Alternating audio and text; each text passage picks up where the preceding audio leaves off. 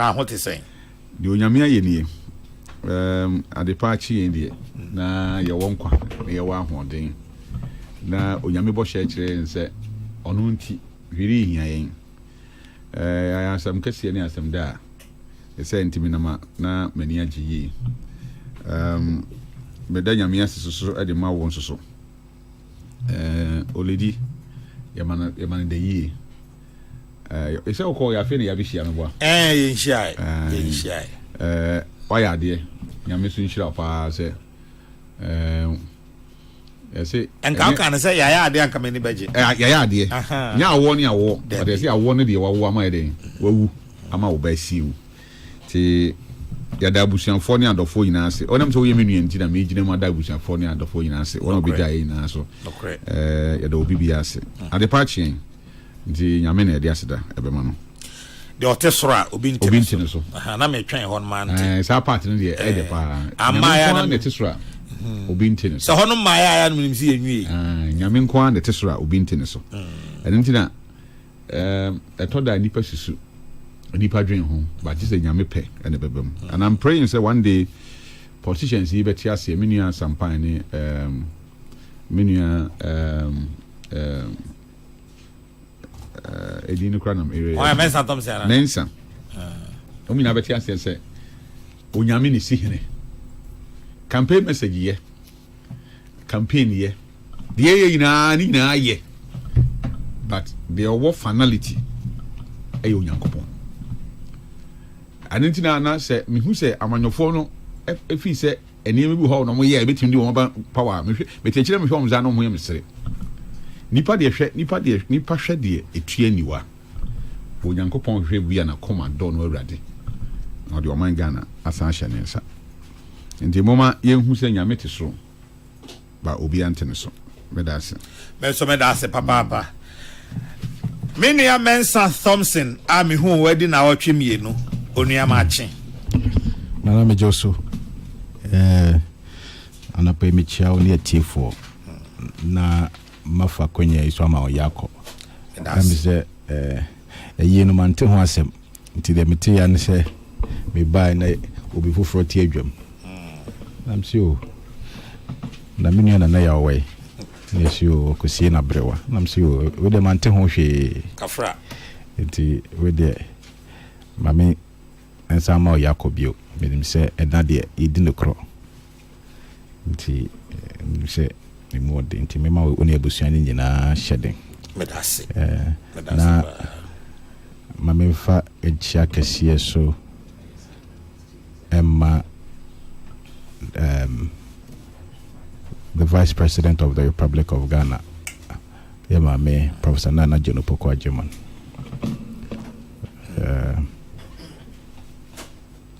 Baby, obi a channel. Enche obabeshe ne dwumede a odi ase. Enti esre Ghana for money na mke kansem na wu na obeba betoa na dwuma so. Obabetoa na dwuma wo yeso. Ti Ghana for omene na mena ma na chese ensem ni bo a wote kra asefem. Mesre I think say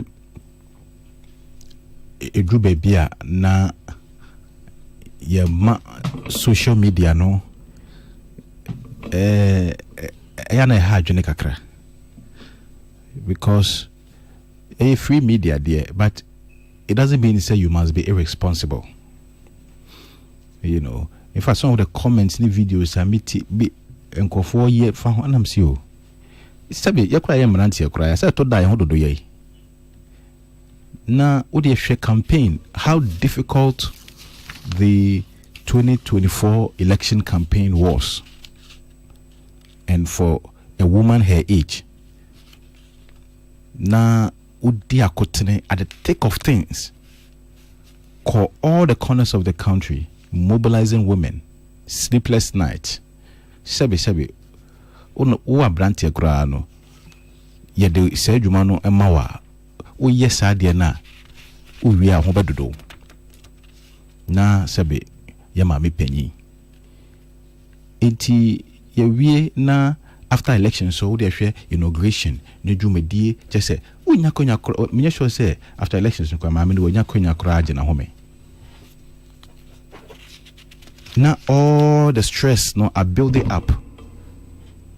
Na ehun akokasa o say o gina home onya konya koja ya hwe na onya konya gina home kakra na onya hoden de betwa no dwuma so a eni titim frama na maame na wawu ena obi amia ne kon wo Jubilee House ena obi de ne titi akoy na I mean esa no ma woni na free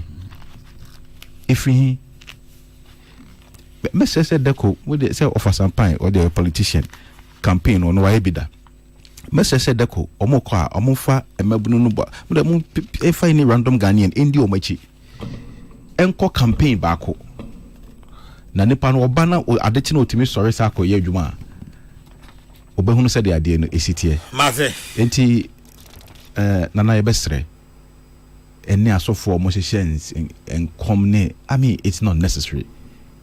You cannot deceive the human body. The human body, if you don't rest, if you're under pressure, if you're under a lot of stress, it will surely take a toll on you.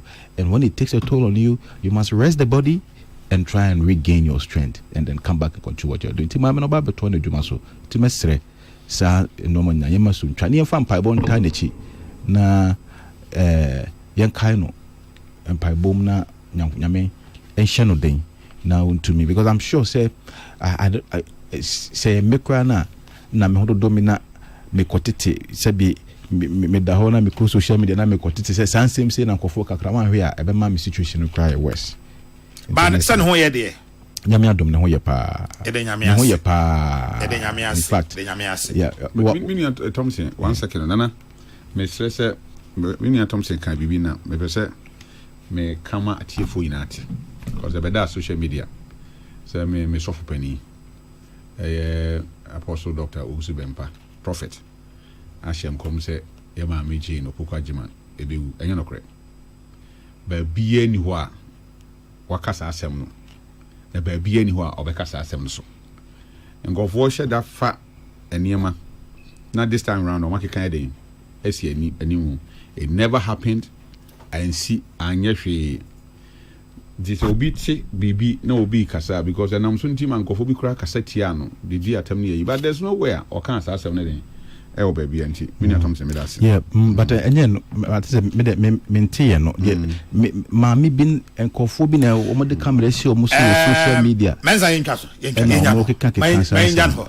nana ha dwene pa extremely condemnable and I think some more yes ade nyina no they should bow their heads in shame it's extremely condemnable inja no why someone will be intimate sa niam we say no enya de kwa say say ebrebra aka ho asem etan nya de say ye suban tatantan ni bia dada over sampai maache I won't frame honorable over sampai maache open honorable sampai che over no former mayor open ne che over no tifi na ko ma me mfra over sampai bi nde yam nim go fa asem na me na ho na ka say ayo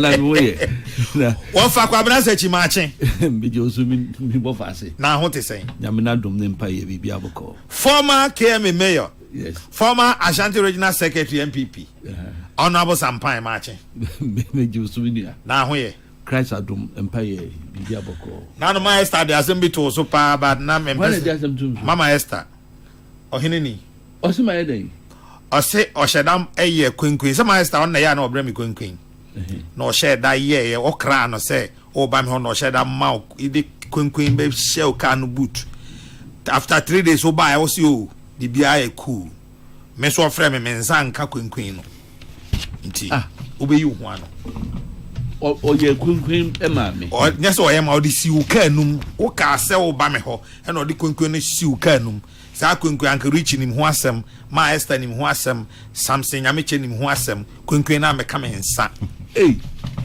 me come I know be impersonating me oh wa me kura no me ba ye yi e na me kura me ka say oh de omudi sabuye na hoho abayefa mo mo ne de ye abusua nti akire na mbeti se makin okura na ye de na se anka ye say ye chibada sa mi ye bibia di onza wo chinkwa ye say ye bibia di an sa fanko sa baba bia na aduro no na ye ba nana why are there wakura wa brewa the Bema Bayana, yeah, no nuanum near Bushani, Reverend Cassinum, Obibia. Now, Mr. Maminia Zuba, so Chinkwa, and none of me officially me, the former mayor. Send one of me mayor for 4 months. Your man, Chinkwa. Now, the best way, a Jumana or Bayano, a man in a Juma. You will be Massinia Santamani Gana man puntu and your pay. A mobia, I said, Beboana, a Jumana Cosso. A Beboa, maybe be a Cosso. Medimano betum kakra bi de Thompson Charles kan about wutai bon crofo ne sane ma no nana eye suban fon that time former president Kufuor ya bona wutu be 3 times, former vice president Dr. Mahmoud Bawumia ya dibidi no eni nansa, former finance minister Kenufurata or no any cousin you were at be tu woman the bid the woman na so call woman post to ye no now share comments and for chura no say no e bin ni adwene sebi, excuse my language, and e bin nwene se nipa woman ni adwene there be woman wo ba woman nwene se nipa what say otanyo say ahoya o say die o ene de ye sane ma no enu kra se obi abetimi ayare ntia na yahwe ye nema yie na ye so aye ka no ye so ye tubo no a ye so ye hwe se wo tifhwe dan mu a wo mpa abo so tifhwe dan mu a wo mpa abo beda masiano pay Reverend Ensema wo eprono so no me pese mi jama wa NIB for na no mo call honorable ntimfojo efie ni nyina ye money laundering ni koke hu senzem ya koko wiase ese mo fam warrant mra ese senior officer ba ko se ono na ye warrant no ye ntwen kwa amfamra entime ankwa nko wie ya nche no ensem ngran eno wo ho afi boko de esisi oboko eno so wo ho ena de esi nra e wa asante mampon sa asem na bi asi e wo yamfo e wa hafo eno so wo ho ena galamsey tansemi me be ma 15 minutes me pa na me wo ho kwan se me bam mensa Thompson bam a mete ne time amount of asampa bam a mete ne time amount me pe ena me wo ho kwan se me ni udi nkomo for the next 15 minutes ma me ntie ne awopesa woka yo na de di kama yenchia ahwefo ne etifo na no ma so ma jemre ehwe yen but nsuwa started to talk na mesre se cholera area no unity eba efin edeba na no me video bi o social media na akwa bi afa motorcycle bi lodu ball amma nsuo no to no nsu eyigu gatanum na nsuo no edeko subambo ni subantantan se de menu sampan kan no eniama se ede o how brayi na yare no so enim party colors na ede akase me ko ha na me nko ha nti mesre se momayi ni ehuni ko nsuo to na nam kru na wo ba ase asip se akwa cracks efi se emra kwa mu nyina ba bia tantan which is not right. The tosuminu mamencha yera Kofi Amaboa adwuma na ye de amano no esopa na hwe kro mu dede wo mu nyina efa galamsey ho but unfortunately ye di kwaye ho nkomo a ye di efa ni ejafa penifo se atwen sere mienu gu apaso a ye ni ba akon no enya ba akon ye ka kwaye ni boni ekoso a ye de galamsey nkwan na eye example but ye wo illegal chainsaw and ye wo illegal farming no crash se kwaye no ba omo se no wanwa so mo ntwadua no omo twadua no ho eyi ho ketewa bi kosi no de aduru afadua no ho na awu nti mo na awu no ma dobo de ne banche no ne ewo ha iba de o commissioner e wo ma ye kutwagu utwa na nkofo no su but sa na se ye no etwagu in fact they say they are jin ni pa kase a anopa me de video bi ama Peter so mfanto illegal chainsaw ha dream o maimu pa ye di galamsey hu komonti en fa ye ni nko ho na me mai maju se me ahoɔden ne me nyansa nyina na yɛwura ma kofi boa ɛma no kwan a yɛbɛboa no me no ka sɛ nana yɛfrɛ baabi impam so na wɔdɔm ahinkro anya baabi a wokɔ gu saa timber market yes impam so forest na illegal chainsaw for ne legal operators so many operators enya gansa ntawantawa ewura mu nti weyenum guards na weyenum so illegal for no na etututu course ana ba akwa free na forest commission mra no say wotwadua na timber locks na ofa ebo 6 70 vanante you say after 6 nti normally on fiwura mu ba no ma be pack krom sa train side e be chance on wetime den move nti o be pack o nsu hia enam sa de na esi wo forest o nti no o ma be shikas ni na yeah o ma shikas minu truck minu drebe the fortunately the boy gan abo no say nipa na drivers ni mate in there o ma nyom hwe o mu yo mu si no o ma shika no drebe but any first time ni o even me kai say me koye a checkpoint bi military checkpoint kra ye nyam wirom de jakoto mu hye no that bemezo ene ka ho bi na me di gu the timber market no ma sabi hobeda manfo a kire fi ho a ho asan den aye de aye nti misra ewura kofi amaboa say omo na ninko illegal chainsaw no so den eso how are kutia sa illegal chainsaw no enye den kra because you see enipa na wo kwa kutwadua no so de ba na ye gi free nsem na wa nya hwe mfiri ma wontim kotwa bi ana meboa so aboka so he's not going to go back but e wo hon hihya say e de nti misra no omo na ninko mpam so pa because you see kwaye no gradually no eya ya amfun e wo ho na me say ya sampa unim ho a wo ko Davis wa nkra e wo fa nkra kwanta e kwan no so ya ka tomu sa e ko kusi daboso kwaye nko a say for kra no last 3 weeks or so daboso area hon so kra no sa illegal yeah Kokrokoo forest Kokrokoo forest how nipa be 5 kra nya 3 kra 5 anyway enti ohia moa na mesre se omana ni susu nko saabia no so nana onim bibi dabi o just oka yeso mo man ba de nsoma manyuko na de toso mienu se okọ adwabo ase na se papa eti ho na ne hugu ho a wan kan ngu na so mu na se otiam a ahwe odi abufu wa mo nipa mu kra ofi nipa ma obebo ebize wa ma nipa ni aba de na bi obi eden ehu yeso tana so te me kan ase o papa te dwabo ase ofra ne ntoma ama ne ba bi abaguo nka akola de wo kwa na ko kan bibi egu na so papa kora hu yi na hu eden eguo papa me hu se bibi se da bonten o papa ni ewu ti adi ana bi papa pepa hwena no ana papa pepa hwena no asaw na aba no minua na ntim fojo ye sofo ntim amane ka bia mi de kakra na aye te se brachere nkwanta dem ni position owo no menya sure se ohu kromfo a obey ho press conference but obebo security agency amane se kromfo na ekono ntim kwa ho press conference ye ngwa kwecheno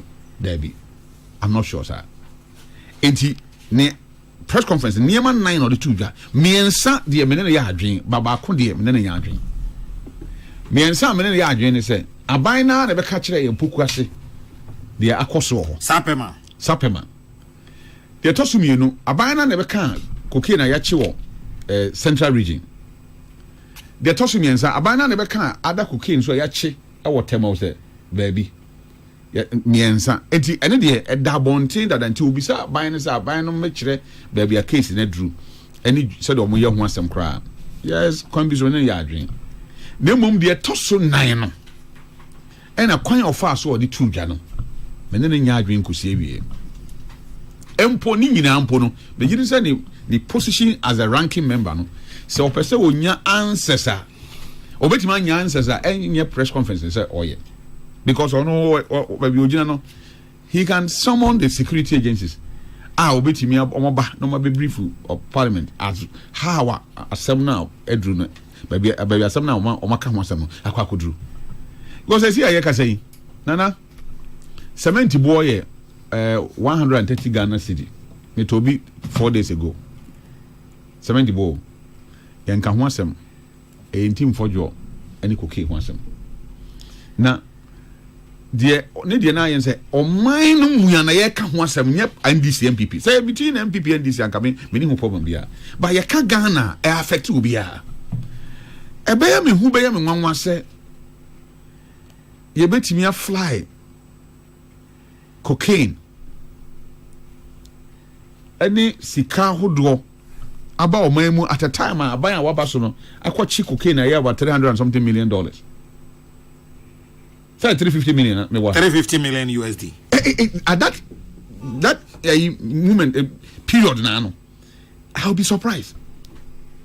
And in fact airport no ya ba akofo na ye adwuma ho eno am nyante kwase asa che obi a wo de cocaine create kwan wo airport manya nante but e meto abonten see Lebanese bi a ya che no enti de kwan me nua no fa so o de asa no beto abonten no ayayam hihie na eba no sa nipa na e wo man mu a edi dwa efri efri o man mu ko ene o de odwadie eba o man mu no o na na o ho beka dwa mu ana na ba ye discussion kese ye nua so wo evidence wo evidence wo na kese o pese ye chinkofo ni ntina wo e kan say evidence wo no say ampa say sa na tie dia say na say ye chi sa nkofo kro ye do mfa mra kwan so fa evidence ne bra what's it say frame answer but me mentia say do you need to wait for them to call you now say ka evidence how they come security agencies na because me president statement now or try no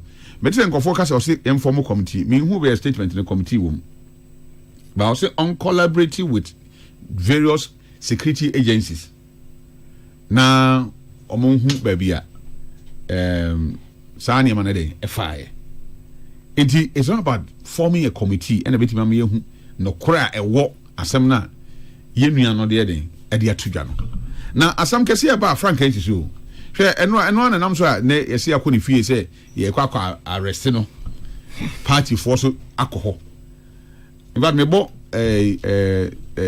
security agency na mo call no so abaso se o ma basa gidigidi bia nkoso ma basa amba nka through this no bibi kura betimesi ye de be call yem peni be say yem peni na yeti anko yi na tu eden akwakokobo bi enti asam no ne kan nhye da nwasa but ye na ama asam na tentente but ni na so gina menua team for joso ebiem on the side of government no sabe oba etwuma adwi bibi so e wo badwa mu na anya o de kra na yetwa ne to yemfa kuma na ebo no enti even though say waka na kwa fa so kan one kan ya two wrongs doesn't make one right your kwa if say fa so bit me invite tonight then amana ba through the speaker and then ayenye ne sa na yemfa sa akwan no so invite ne emane na oba na dance ya wo no onfa metudwa wanya dance ya ma de emra no kan say na emra na ya adwuma because we are in this country na Europe and Japan okoka asem no a parliamentarian but they arrested him. Until me sure say Obian who obono riding eso. But going to his house with 20 armed police officers, if that is the case, yeah, me need evidence there. But Sana Mateo Montez, I can say the police for bear 20 in a cohort with arms near. He said, "A quack watching the field." You creating unnecessary noise.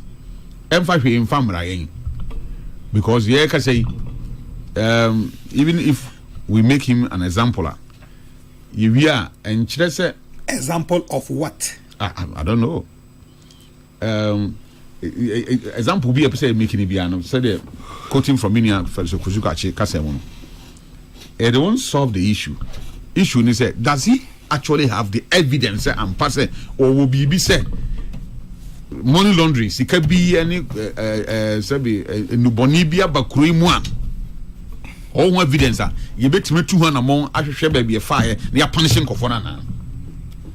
But acquire me one of the other angles so be so I can say okay beyond or none they are SSL or the evidence no echo. Yeah. Abahin so ain't can no crench Ghana for so say so anye bia ewe mishen bi sa abagana a oso niam bi ti say de papa no so kana na eno so e na many almost ya dream because me tie menua ofosu kwache interview na wɔyɛ na let me feel say obantem so dodo na sɛ nka onya ho abotre ma after security agencies na I interrogate yenua intim fojo agina no asɛm ne evidence ɔwɔ nyinaa awie no na nka ɔma issue statement aka sɛ nsɛm ɔkan nyinaa yɛ bosrem ka ana nsɛm ɔkan nyinaa so no ebia na adanse yɛden ɛwɔ hɔ na afei Ghana for ni mi no gu nsane so na yɛdi ano sɛ deɛ ɛsɛ yɛdi ano ɛsitie nti megiri sɛ me nua Felix so otumrika ɛba ntem so but on the other hand no na dwene sɛ sɛ bibia nsi saa deɛ a deɛ nti na sɛ metwɛn ama yɛkɔyɛ deɛ sɛ ɛkɔ yiwi ansana abanya ba bɛka sɛ bibi saa deɛ nsi yɛ nti depending on baabi a wogyina no na wobɛfa no sɛ deɛ ɔkan no ɛyɛ anaasɛ ɛnyɛ but na deɛ ne nyinaa mu no benefit bɛn ɛna ɔman no yɛbɛnya free all these things mu mfa so bɛn na wɔm cause me mete wɔ yi as a civilian me ti bibi ɛte sɛ ya sabi me de menya parliamentarian ntimi emfa metro abontin mom na mom nana me wo radio si intimate ma betra radio so aba be kase menya ntie se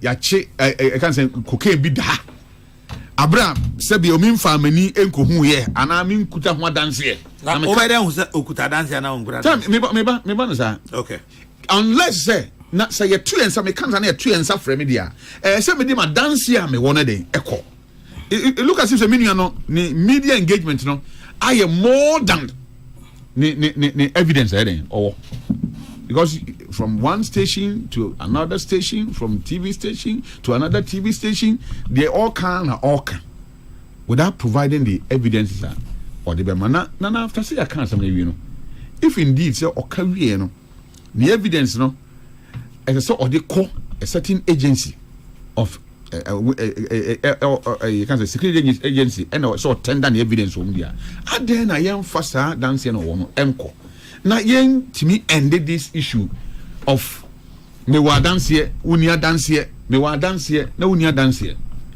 I mean fine idea we could do to what extent fine idea we could do as on mine maybe so anye bia se menua ntim fojo se woni ho kwan ana woni kwanya bia ana sesa na meka mewa a obetimi ni any other security agency bia adi nsawoso de a ana de oyi nkametina se efri se na eye yewura kufo ado penso a abanya otwam na wati bibia I'm not sure say it would have been a press conference ana when ana who dey making sure se na yewura kufo ado penso ene yenya ntie se we am shem bia aba oman mu odi nanan okọ na ye o suspicion bi na watia me nye sure say nka press conference or the ba address ya de no we nyina ya amanyosam dia ni nyina ya amanyosam it has nothing to do with anything ya amanyosam politics nti you do me I do you with NDC and MPP and the aba bedu ba adri na nka nye sa nsem se no esekuro ebokuro eboman se obi nam kwati kwan bi so ye bibi se o man mu a eni kwan se ye ne den ehwe ne hwe han na wo pe kromfo so akina ye mo ndede o na me wa se kromfo pe na akina nye dede aba be ya bonten ne be me den ye nya kwan akino Bible say ye wade nyina ho kwan ye nyina na fata ye nyina na fata ye mate but he or that opportunity say mraman ho kwan so timi press conference bia wo bibia ho de mpese mbisa se aso nsem ni nyina na ye de beto abonten a ebe boayen aso oman na medase na so medase papa Reverend Charles Ousu ena yete nenka no me maame mata eje bafo ewo atwema kofodua ante mata medem tafren koju bafo anopai me ma wache menim sa wo ho ye pa nyame so nhira wate koju bafo me mo wache Tommy Charles, 15 minutes. So 15 minutes. Oh, menyuni. Maybe na 5 will be na kobroso. Menyuni. Baku see. na de intim fojo chire okroma idea medwene ho amenti ase honorable intim fojo so de o chire okroma idea medwene ho amenti ase. You see, and to think that he's a member of parliament and no ama medwene ho am say what is going on in this country? What is going on in this country? Now, may I believe say the issue of Intim Fojo and his allegations are deliberate. And it don't be no and be said until we the way NPP party sorry didn't achieve from the minority caucus to party leadership. Media mitimu who say deliberate. A deliberate ploy to take the nation's attention from Bonia Omudiwa Bemo status APP. Otherwise, Nana, why have we been talking about this in Team for just baseless allegations for the past 2 weeks? Tell me why. Especially when he has not been able to provide a single iota of evidence to back his allegations. Why are we discussing this issue? Obia kukuru Ghana sika to dime makumako 25 for estate back when yeja ho asem ka. All of a sudden we've forgotten. So Obia oti office. Now we're cloning the office account with his personal company. Edie wi sika atoto dime be 25 for Ghana, atobi wo UK, atobi wo hen. Yeja asem ne kan within a minute. Because also for mekosi wo hunu say private jet bia be si wo kotoka no ono ye de cocaine ene your friend is saying any sika if any free jet in smuggle ye but why not also for meko oh nana reverend team for you oh onye reverend they been pacho okay also for meko 7 okay meko nka ho ma twa meko na say that's nti ye jai nti say yesika no akwa no onfa yesika ndi ana and the corruption allegations are eba nana mamen kan train people for say so krono omo born wa ban mu nti no mani abrehye ntum foju echi eye no kutupa so won koso na ensem oni ho adanse kra no onkoso a then they should brace themselves because what is coming is bigger. Nana, in the coming weeks, and say maybe PP will come on. I think Ghanaians will have a gnashing of teeth. They don't know more, enti, sir, your friends, NIB guy, no, your friends, NSB, right? Yeah. Adubo, no. Eye monkey to krono nkofo mo born abam eye monkey to me say it's just a tip of the iceberg. Esakra a junior officer in the crimes Akufo-Addo and his government unleash on this country. President Akufo-Addo on na ban mu nkofo. Hey Charlie. Also theater book akra na no mete say no di an kan ka kiro say to mu mpanyifo no bo mu di ato book akra so still on Akufo-Addo nye ni din. Na ado danko Akufo-Addo. But that should have been okay. You see, and Bonnie Omudi Ghana for no. Everybody in there a monkey toa. And in the coming days, the bigger ones are going to come out. Ghana for be bow manum.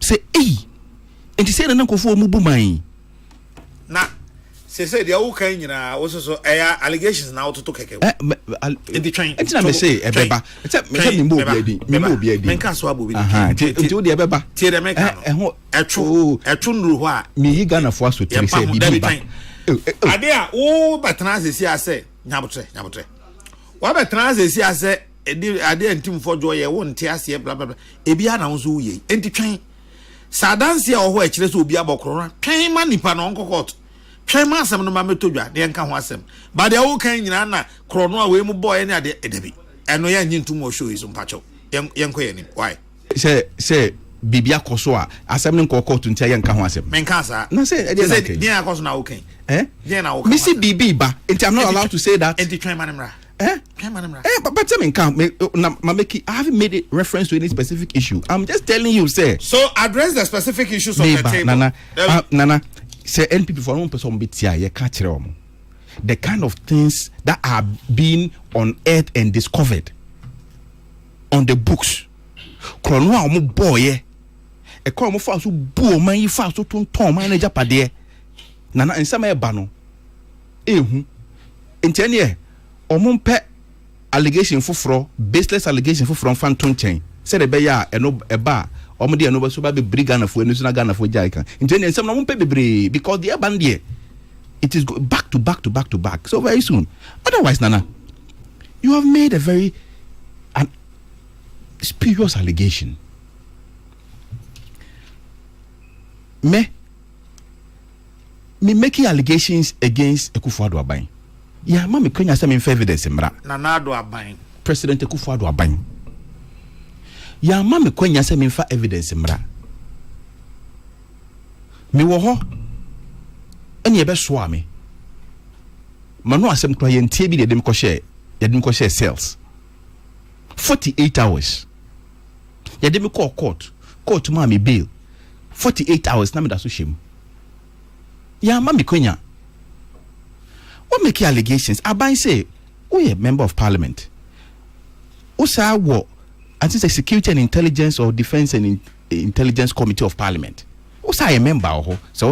So we a ranking member who said to whatever you have. Bebuana law enforcement agencies. Why no invite you? Is that not what is that one kind of statement that President did to you? The national security invited him. So relax. So President can't say security agencies no friend na dey chin and team for you sorry. NIB ni national security ni President some friend team aba. No, the president must have directive now. Officially, in team for your must be invited. Say, ko, one hour can say same way, bra. Now that's here one, fabra. One day video as we speak, no. I did not cut na Let's put it in right perspective. Okay. Are we saying say yetia no pay yeka say honorable in team for you? Obi to nsa freno. Any security agency a friend say also for bra. Na se na kan wa dance ya fabra for dance ya bra and na wan kwa na I'm asking you a direct question. Nana, this person we are talking about is a member of parliament, so he has a responsibility, an oversight responsibility. That responsibility is inherent in his role. So in here say a friend na men ka say me ka say won here say a friend no ne me can say it is inherent in his role because in performance of that role. And nothing obejina bonte be a press conference. Senka no person asem no or this year and or the teta senka wa meka ho asem. So once you've come to speak about it publicly, he who alleges must provide evidence. Until who can we na de chen ya na what say won krata evidence awo. Na the common security agencies one yes sir. President Emma directive say assist the security agencies in investigations. Before the security agencies could invite him, or continue video can say he will not cooperate with the security agencies. But Obi invited. But no, Nanipan Wadika Kotina FDS will say he will not cooperate. That's what he said. Under law, in law, he is not obliged by any law whatsoever to cooperate with anybody. He's not under law. The law or the right on providing evidence is only the right against self-incrimination. He has a right not to provide evidence or any form of evidence that will incriminate himself. Enti ebia cocaine sense maybe on him bi ebia ne din frafra. No, I'm just no. I'm just Nana. Let's put it in proper Nana, you see, oh yeah, bone, but because that's not what I'm saying. Because analysis at Chelsea say, the context ni, he has a right against self-incrimination. Not only that, Nana, he has a right except give you any evidence. So police for becho. The police force cannot compel you to give any evidence that will incriminate yourself. So a police force, you can just keep quiet, and that's why they tell you have a right to remain silent. But adieno enfa, and if say adieno asema can such a serious matter that goes to the credibility, the integrity, the territorial integrity and sovereignty of Ghana. Now, for dance bra, now also a police force can use what we call reasonable force to compel you to provide evidence. So it comes back to my earlier question, say, why na can't say on far dance bra or say on fama? Debbie, your friend is saying, you rano, or you're a member of the Security and Intelligence Committee of Parliament. He knows all the processes. He knows. If truly say any unnecessary allegations and cover up and trying to change public discourse or public narrative, and truly they are interested in getting closer on this matter, he knows, or even in Parliament, in Team Fojo could have, through the committee which is a member of, could have summoned the National Security Minister, could have summoned the Minister for Defense, could have summoned the MD of Ghana Airport Company to come and tell them, Parliament, what those flights came to do in Ghana. He didn't. And then a young friend on can't say, forward dance and bra. So, what make allegations? Unim.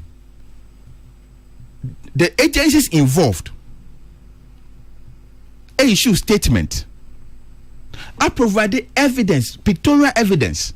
Agencies Meba. No, agencies involved. Agencies there. Sorry. Agencies. Ghana Airport Company with the issue statement.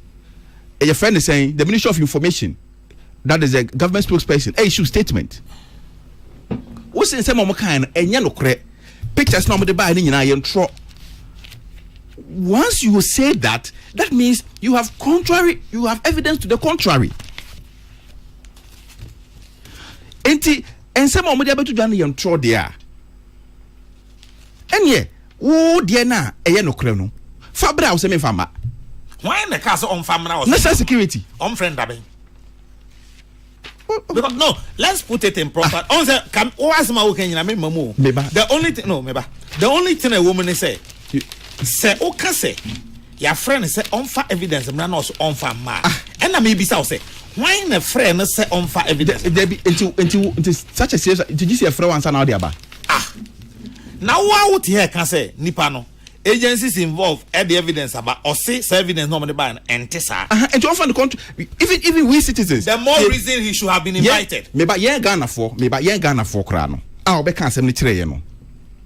What be canceling another side of the story about what's the no cre. You ain't gonna for be canceling a tray. You quite say, and the evidence I want for to the name and non necessary national security for any security apart from my friend is a Fabra. Nana, Mebaho. You see, I'm coming there. Watch it. Meba or time crash, watch it. Meba the raid of Nifiun. Nana, I am one of the last people who will support the use of force against speech, against free speech, because of my experience under President Akufo-Addo. May one of the people may support any form of the use of force against people for making commentary or for commenting on national issues or for any manner of things. Because the security agencies has the right to use reasonable force to compel people to provide evidence. As to whether that reasonable force, include say a soldier for Mkutekotetu and a national security for Mkutekotetu, I don't think that is reasonable. I didn't think I make us allegations no make it, The allegations are such that it's not about arms. And a member of parliament, he's not a criminal. And the nature of the information which the national security through any investigations will require from you and Team for Journal. It's not such that they need weapons to be able to extract that information. Enti say yedi etu obeko obi fie national security for the two just because I think said that one was wrong. And we must call a spade a spade. I think, sir, the security agencies reserve the right to use reasonable force to escort the member of parliament. ABR or resistance, ABR, he is not willing, he's not cooperating, he's not willing to cooperate with them. They can escort him honorably to their office, interrogate him, get whatever information they need from him. That doesn't involve weapons. It does not involve weapons. Subsequently, if they need be, say they need Papa Noah, whatever force they think they want to use, that force must be reasonable. Mate, it must be reasonable. But on that note, you see, the credibility and the integrity of this country is very, very important. And he is a member of parliament. He cannot take the whole nation on a roller coaster ride of falsehood and of issues which he himself is failing to provide evidence for. We deserve better. If he doesn't have anything else to do, he should leave us and let's continue on the people who have stolen our money so we can collect the money from the people. Yes, sir. Mensa Thompson have a lot to do. Into amu de ni de sebi nyansan wo. No bi de nyansan ni. Reverend Intim Fojo. Wakasa manwai. He didn't speak as an individual. Wakasa am a minority caucus, ranking member. Now can I say, or sign catcher say, Wamutro Krata, so we invited the committees, security agencies to know for a joint meeting, Wamu block letter no parliament. Speaker. Say, Emre Womua, and Kawo born full, conference no or address here no.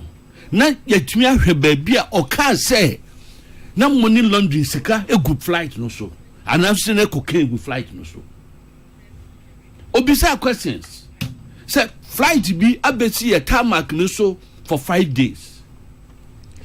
Obi nim do beye and na memu ya ye see ye sika ye huhuru sika ho cocaine dumadie ene na so for course no. Obi soja tite sana assemblity ana. Then you ask national security say nkochi no cry ben wa commit onu na di plan ni besi ho want to import cocaine and also lender sika into boni ben na no ya na national security kokochi no please wo kasa me yedin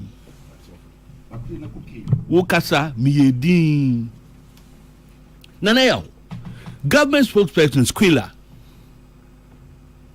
Obetra ba tro mayen why na Squilla no for to catch David otia no obi ye be mesem David anya ni ma fam bia na wa David tie nana yaw adwuma na oye adwuma na oye sa anima fam book no that character Squilla no adwuma no bi en oye me tie papa no ne din Felix Kwachi Ofusu. And that is the only name I ever to was Bachon Fedi Diamacam. If Bacho Debbie Campaign, Otiano be cancer, Asamna, may you, Mike, no.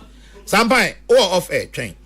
Otiasian Atomica, Messi Debbie. Sardino minion to Moa, Enti, Papa no order Felix Kwachi Ofusu. Establishes say. So platform is so because they will go and say somewhere. No, but for now platform is so be the name calling bar and somewhere almost be 2 or much and you are mode. Obi amfa name calling bar. Okay, no, manyantum. But my name calling is not admissible in this court. Felix Fozu Kwachi, government spokesperson, minister, MP. Obekachira say aeroplane no tie. A pine of vulcanizer for Bessie side. Plane bakon e de spare tire efia brochire e buy e na vulcanizer for na enyo wanwa se kwasi broni a onim work safety na okotra aeroplane ase na odi ti konkro akosi plane ase on check gloves on check boots nothing no check baseball cap no on check polo shirt nothing na odi aeroplane say me to cover But what are you talking Tommy, yes, sir. Oh, Kazan. Now Kazan, Sambai, Nabotre, Thompson, Mepacho, oh, Casano. But no, Tommy, I don't take that thing here. Oh, Casana, Sampai Waha, not Charles Waha. Omuye dinti ono nchese de na wo kan no mani je ho mesrew be gentleman Sammy Tommy be a gentleman mesrew membesa yai Sampai pa joma mitio Felix Fotu kwachi wa meka nkyere ye say plane ba ku na bae no na we asay the tire ni landing gear asay into a plane for the parts any technical team ba say wo mo repair wan kaza and yes I know one statement one fat pictures are free Ghana ha and farm go we don't have pictures in Tommy you are getting it no Thompson, this is a discussion program. I have told you severally, I'm not comfortable with what you are doing. No, you are distracting my program. Tommy, I don't want it. I don't take that thing. No, please. Respect me, respect your co-panelists. No, Tommy, show respect to the rest of us in this room, Mr. Because kasa wahano obi aye din ati I don't know obi kasa person man kasa. Tommy, stop that attitude. Stop it. This is the last time I want to countenance this. Me pacho. Me pesa dey jai. Enye Kokrokoo airport. Me say enye Kokrokoo airport. Wo be friend anam ka so betuma intimidate agaga obi. We are going to say it as it is. Wo dia no anka no krom ha. Anana be champion for asma yanka. Any say dey think asem. Na national security for the call into for your honor. Boni ben and no treater no makato manim. Drug enforcement agency from America. Want me call Mexico. Want call Colombia for operations. They don't wear mask.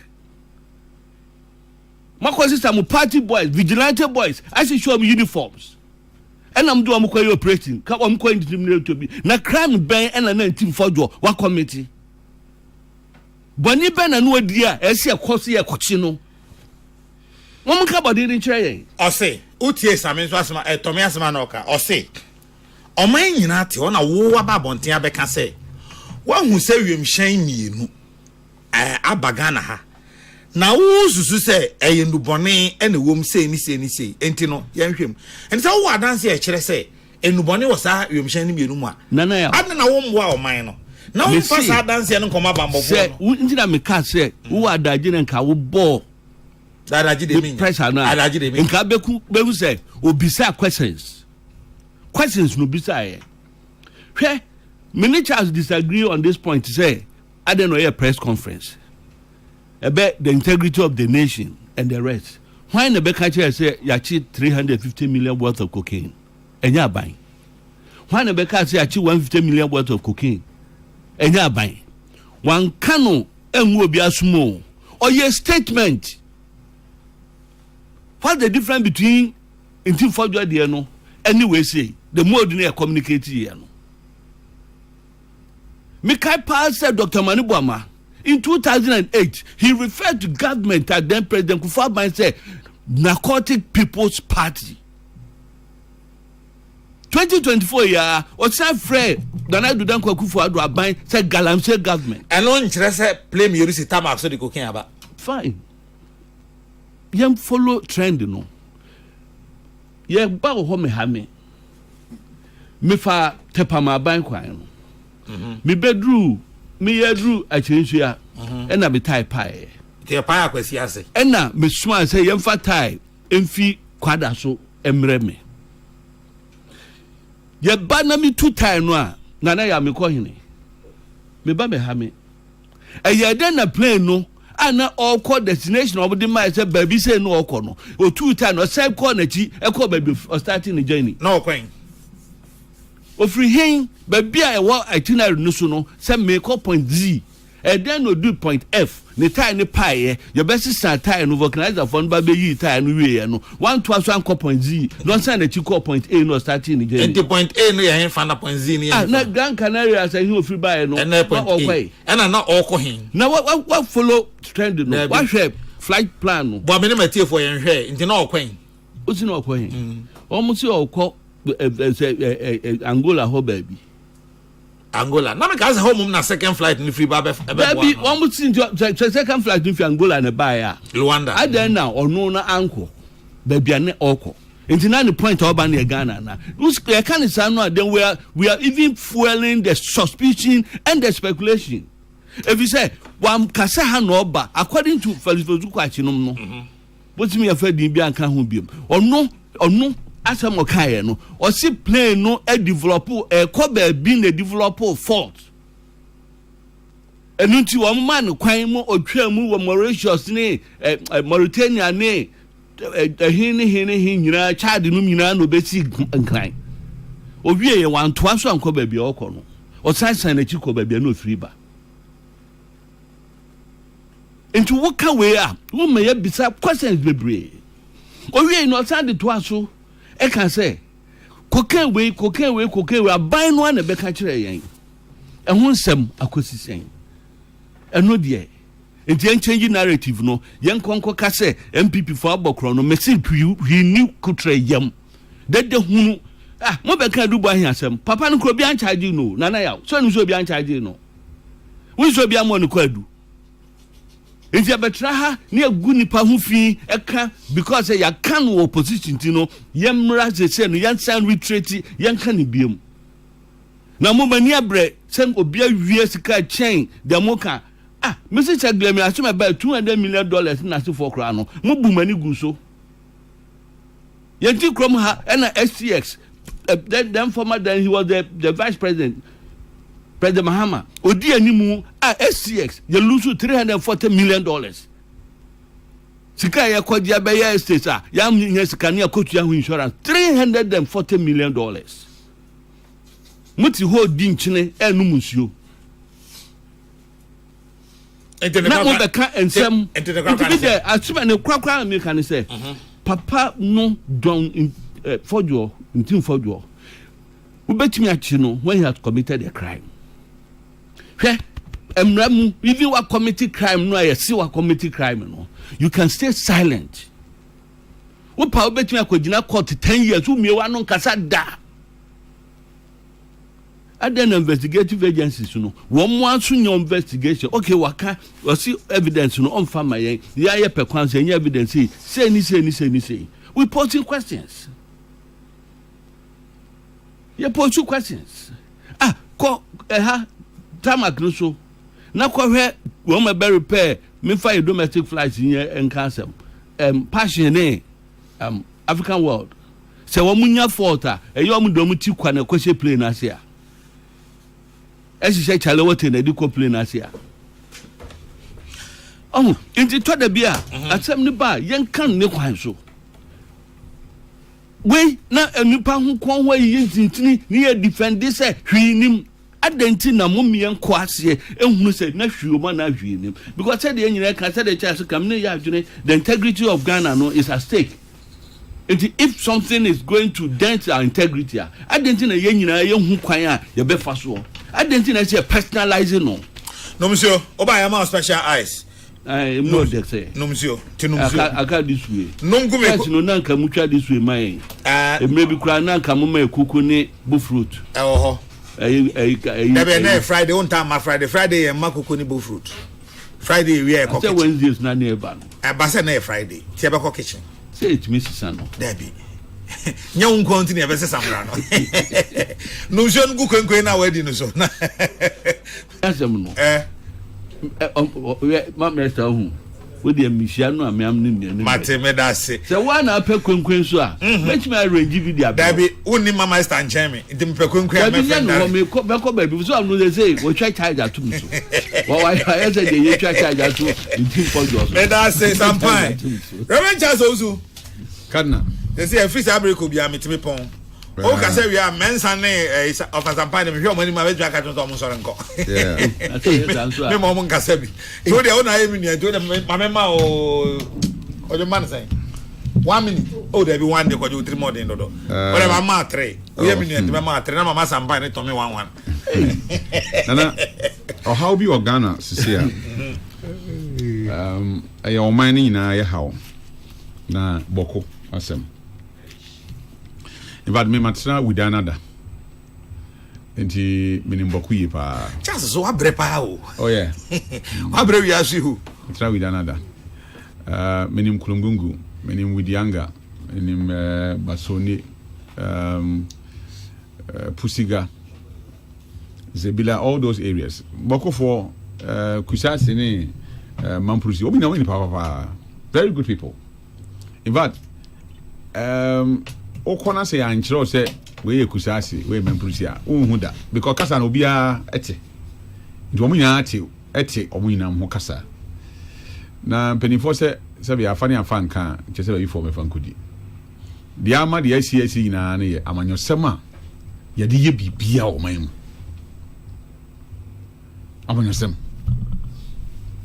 okoboko a Mampusi for a known to be MPP sympathizers Kusasi for a known NDC sympathizers into mat na se aside amanyosema san ba o mabusu asem o ma hinsem ena ama ntokwa no ntimi den entwa koso mutibom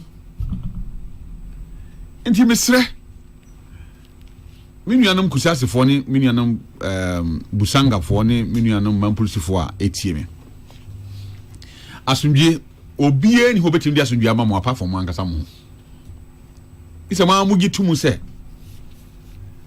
o chiranti momma da chimti ene wana de adwuma papa bi beba boko manya wana say de adwuma papa boko obi amfa adwuma bi ama ho because da beba mu bia no wo betima aka mo ahye nipa na ajapade am na ayi I know one man be an off filling station or also trade security car 24/7 maybe ko agu stations no o ma gu am filling stations no because ntokwana start say ya kesa uti kuro ma hu ba bia obefa ti mesre kan mo nso amoyam hu se mo ya sikafo a mo hyehye akire a mo de mo ntokwa no ba na e mo de na mo fuele ntokwa de etuo num ne mo ba na e no ko no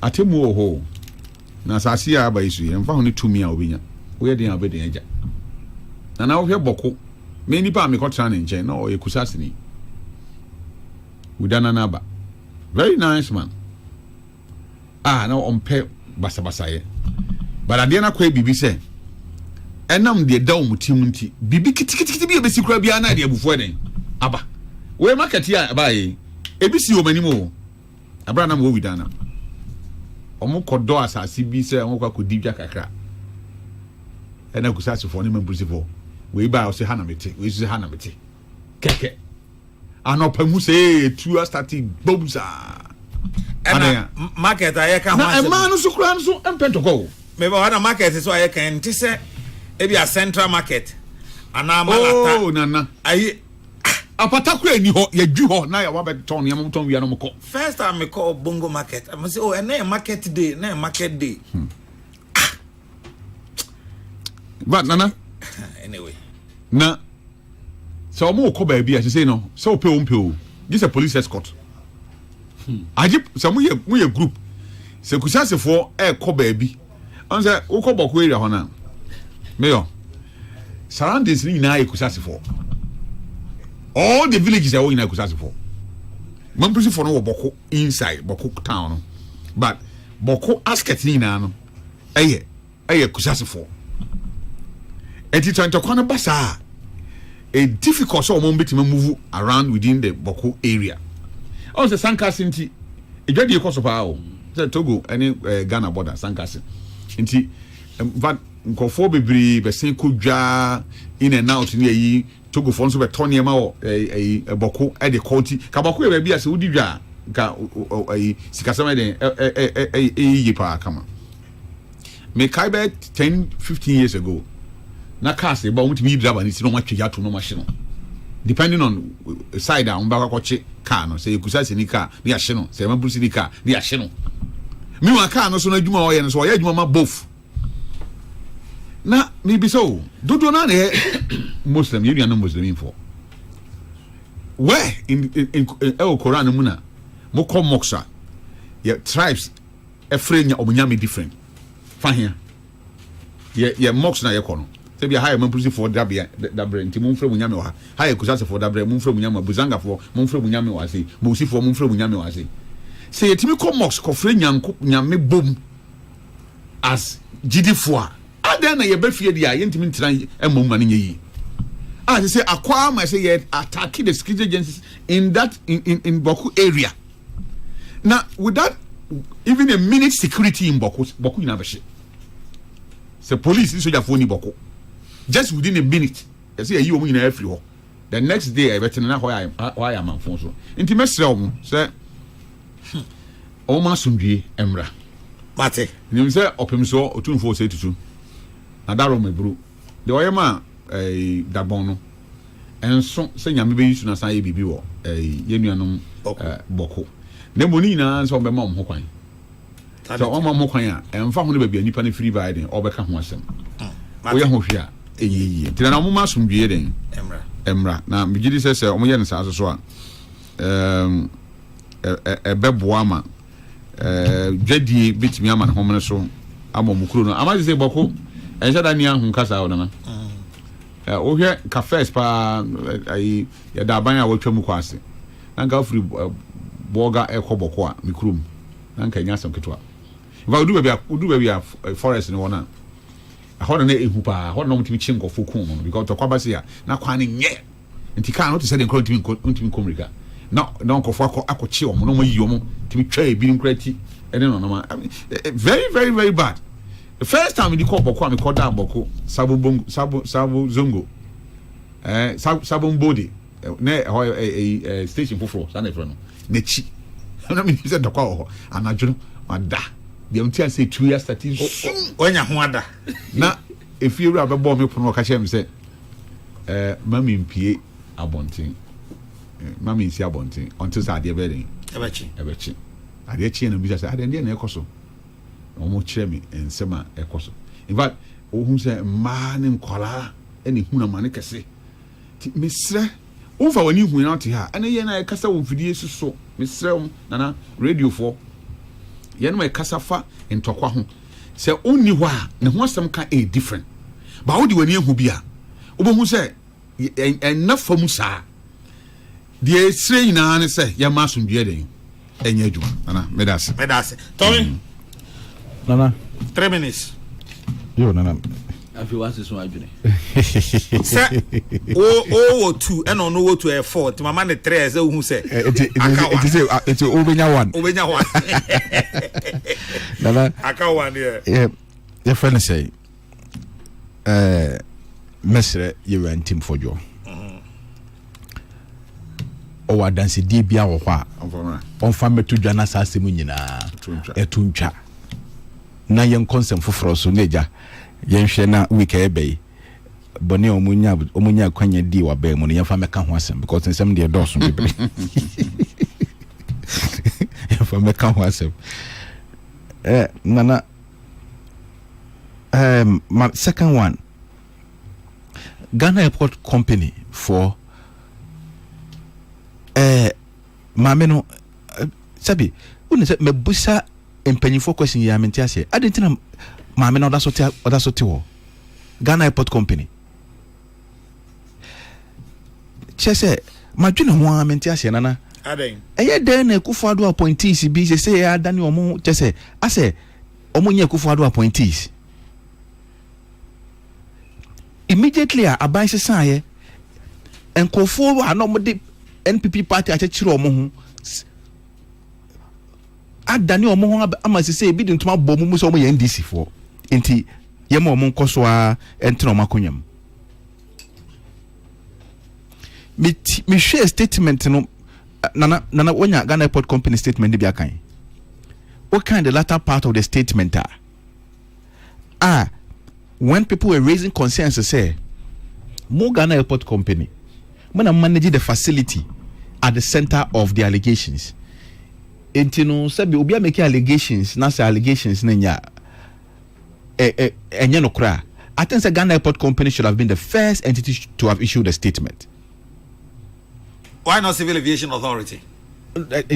Well, Civil Aviation Authority is a regulator. The facility manager a Ghana Airport Company. And before Civil Aviation Authority can even have access to the information, the staff, the ground staff of the Ghana Airport Company, they are there morning, evening, ensuring, say, the airport runs. So they have access to information firsthand. And the civil aviation may issue statement. Okay? But at least the facility managers, Ghana Airport Company, I don't know because you see, it was when Okos were making allegations, and the agencies who are at the center of the allegation were not speaking. Then he had the confidence, say, maybe the allegations that he was making has some basis. So, yes, sir, Mamia. What two to acquire campaign me Kufuado NDC about power what to opede President Kufuado open the things and my whole bow power. Oh Nana, you know sometimes I do it very involuntary of a way enya di boasem. You see that is his name. His name is is that not his name? Kufuado. Is that not his name? No. What is his name? Nanado Danko Kufuado. Oh. So the Kufuado is not part of the name? And so always Obia also mention the name in full. Somebody in full. Obia where the president da. Nanu ya no free akunya so. Papa is an but become President Kufuado all the time. And if unconsciously anyway, I mention his name. Move on. Oh, move on. Point has been made. Move on. Anyway. Move on. You see, even if not working for President Kufuado Krana, she was on platform campaigning for the NPP. Hoping that the NPP could win so that she could retain her seat. And then that's to sabotaging the government. And some of us will call for the immediate sacking of the Ghana Airport Company MD. Finally. She must be removed from office. And finally? Now, finally, I think, say, Mesre, the minority leader, Ira Alexander Fenyo Markin. Mesre, no. And when I may share the interview or my station UTV so na mo host no bisa no say na nya bia minority leader o member no allegations no make you no say yen Ghana for kra no mfa ehwa dance dey metre ya o de bia bekere o na ne bo ofu say host no bisa no say question no I say so then what are you leading? Because if say on fa ho dance dey metre yen in fact yen fa say yen ne yen sem fata into on fa ho dance dey nchire ya minority leader was sorry after the entire minority edidi ne panachi no also on 5 evidence nchire. So then why are we all wasting our time? Nana, I think that this should end, and the Friday should be the last time this intim for draw issue should be on any topic. They should leave it. The law enforcement agency should deal with him. Then subsequently let's deal with other important issues.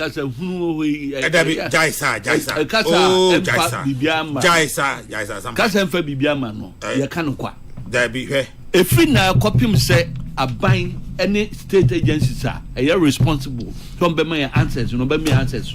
In team for you answer me, be bonnet do ma can copy him say the be crew. Na into ba okay ba be fa wa ko tire man hwe interview na wo kan no man fa video no tire obi ka say na moment me doctor video da bia obi ka tire wo say me misam that question no che say on fa evidence be che no I mean yanyam kora na titi pro ewu ne yanyam kora nso na tie yo mu me nya asade no nana boko eya na ye 2024 presidential candidate binom samom keka fa sa conflict no ho e bi benefit ye e di be ye president no e ka ho bi ehwe ni ye enya de papa ka o man no bo wo ho no on say me obrefo na me kofa eniema wo Burkina ba ye fa na monum ne na sefo no you wango e now o started ton wele no there be na me kofa material oh nana ya asem crofo bebre edina over bito ai asem crofo bebre adwuma it said the child there waka on there me mfanam emeshim nti on there aka no me ko kan bi kese a be ya asem foforo nti me de no beti won na maba MMDCs hwenu de si Asante Mampong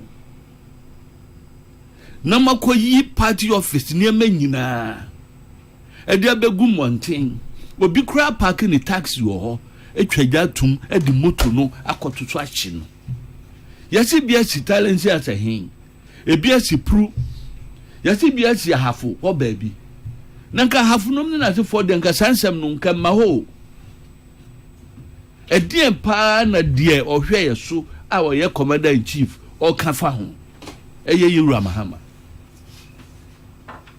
yamfa nu kwato ho no galamsey o de bai Ewa Felifozu kwachi se jise nyame bam ankasa o say lifelong o say na lifelong ne jise nyame bam na nyame mama lifelong o say me no me nu ni chat name tomiti hey say nyame a bana life no enkate o say galamsey nya ade a ye de na wotwe na wotwe mienu to so say matu ase na eye ade be kan ho ye nkwan ne nyina nti ye wakase nyame mbra wakase na wie nti ye nkwan nyina adwamammo nsanwie krono awudie wonim da be ende e da nyame be ba no na ere na adwamammo na start here oze then adwamammo na say start the emphasis si ho kese hia opa say asof me kapa okay nti na ma ba wonim na the Kaipa say Felix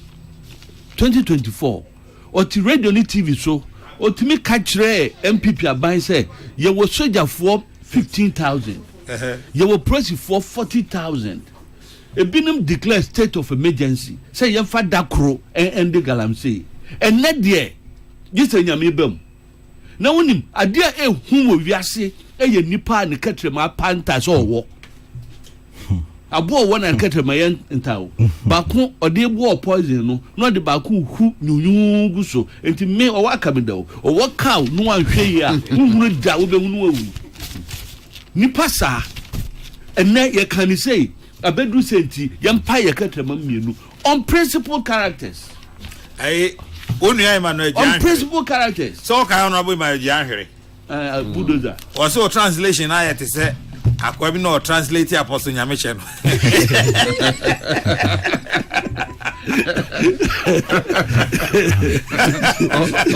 what channel was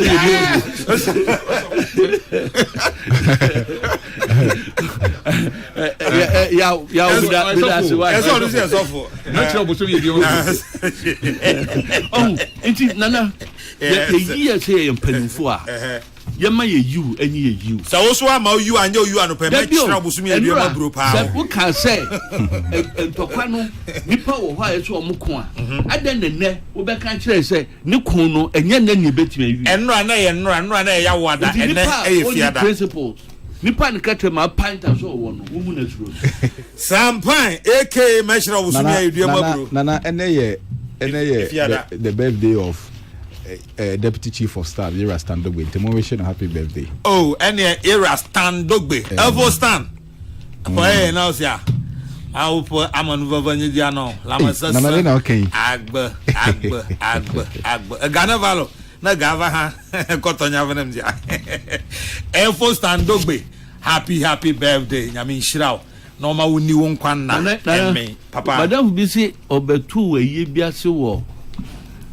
Anwuran ho baabi IGP akodi MC no so buy wo branwuran guma na ofre me no se asam na yakasi o di MC wa na nwuran ka no e to kusuan say ye de wo ru na say oye multilingual me call e fe ne say Dr. George Akufu Dampare na se eye wo krobi ufuru na akokpando honam kokoye on say Dr. Akufu Dampare do eminu ya penny hanti ya kana na kame te hone koko konyuza rough no ko ya santi sampa e ode ko meka de aka nya cho chiro e meka na chiro na meka na chiro minu ya Reverend Charles Ousumedase Mensa Thompson na Sampan Madam Asiano Pay Emmanuel Agbanu Robinson aka Kwame Asase we a church administrator of TCBC Bethlehem I don't know